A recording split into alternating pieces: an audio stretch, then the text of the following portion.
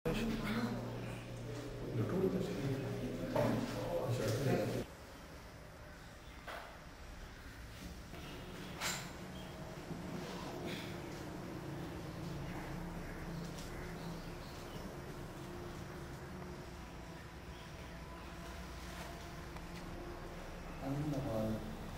on it.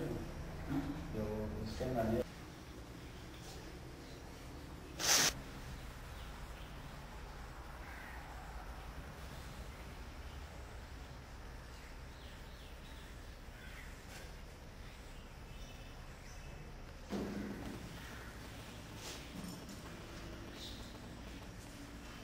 Assalamu alaikum. Welcome to the House of Operative Modern Education. Today we are here for some kind of presentation. One of our students of Standard 5th have prepared a presentation on the desert in life. She will deliver her presentation on it. Let's call her and see what she has for us. I call Bakhtawer to come here and present her presentation. Bakhtawer. Good morning. My name is Bakhtawer. I read in Standard 5th. I am a student of House of Operative Modern Education. In summer vacation, our teacher gave us a project on the topic Life in the Desert. I want to explain the topic with the help of some charts and a model. Let's see what desert is. Desert. Deserts are the places where there is little rain and less amount of vegetation. There are some famous deserts of the world. Sahara Desert in northern Africa, Gobi Desert, Mongolia in China. Some part of Gobi Desert is in Mongolia and some part of Gobi Desert is in China. The Stilo Desert, which is in Iran. Third Desert, it is in Pakistan and India. Some part of Third Desert is in Pakistan and some part of Third Desert is in India. Death Valley Desert, which is in California, and Atacama Desert, it is in Chile. Let's talk about the climate of a desert. Climate of a desert. There is low rainfall and sometimes there is no rain for several years. The temperature is hot and sometimes it rises up to 60 degrees centigrade, but there is hot at the day and cool at night. The wind is hot, dry and dirty. Sometimes there are sandstorms in the desert. Animals of the desert: scorpion, snake, hedgehog, fox, lizard and camel are the animals of the desert. Camel is also called the sheep of the desert. About 1/8 of the earth's surface is desert, but not all the deserts are sandy. Some are rocky desert. This is a model of rocky desert. In the middle of a rocky desert, there is a dry river bed. This dry river bed is called weathers. This is a model of sandy desert. Sometime in the middle of sandy desert, there is a source of water, perhaps a spring or a water hole. Such trees like palm, date and other hard green trees grow here. It looks like a green farmhouse. Such as this place is called oasis. Now let's talk about the vegetation of the desert. Vegetation of the desert. In desert plants, these are plants that grow in desert. They have thick fleshy stems. The thick fleshy stems store water for a long time. Look, it stores water. It is thick and fleshy. Yes. Look.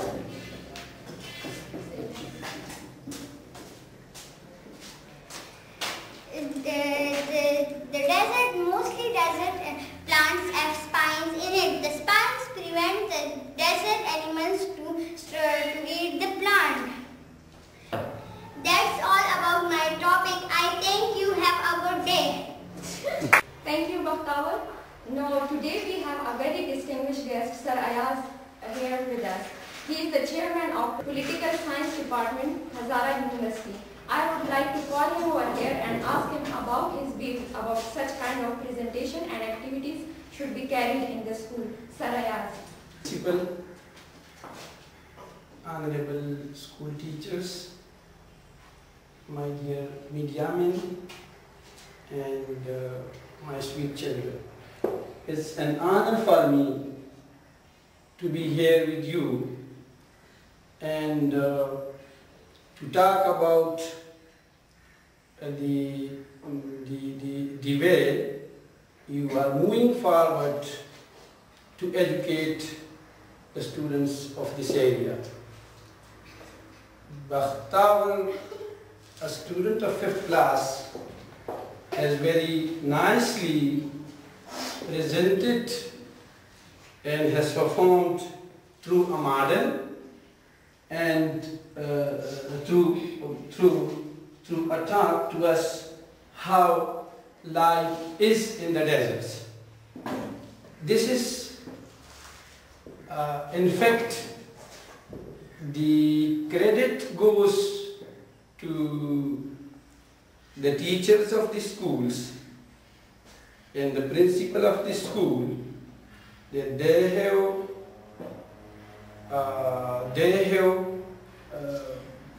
managed they have managed this system in a way which has made Bakhtawer to come forward and present in this nice manner to us. This is because of the teachers and principal of the school. This desert life is not an ordinary life. Ordinary life takes place in plain areas. Deserts, we do not have practical experience of the desert life. But this is somehow which we have learned, we have listened to Bakhtawer, and she communicated to us the way that how life is there in the deserts. One thing, she has named certain countries where big deserts are there, and I think one desert which I know, and she has not mentioned it, is the Black Sands.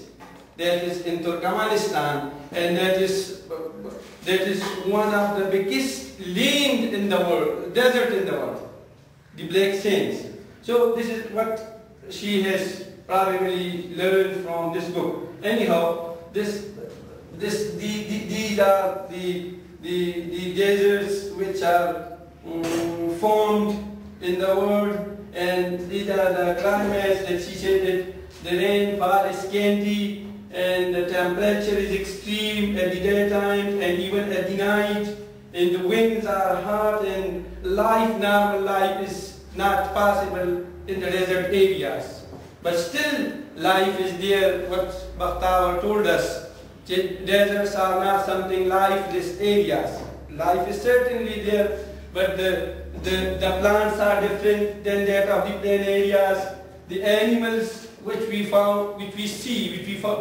found in the sands, in the deserts, are not something that we frequently witness in the plain areas. They have different plants and they have different animals and different type of. This is all because of the climate. Anyhow, this is the young student has very efficiently